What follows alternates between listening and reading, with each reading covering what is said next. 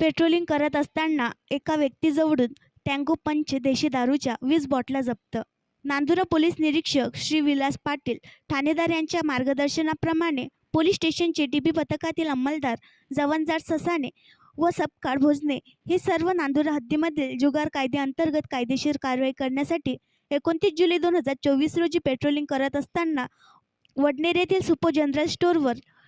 विजय महादेव वाघ राहणार वडनेर बुलजी हा इसम अवैधप्रमाणे विनापरवाना देशी दारू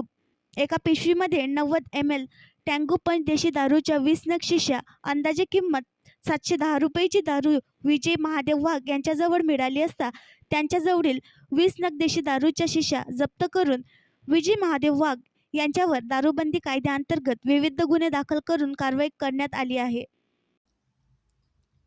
आणखी नवीन व्हिडिओ पाहण्यासाठी आमच्या देशमुख एक्सप्रेस न्यूज चॅनलला सबस्क्राईब करा, लाईक करा आणि शेअर करा.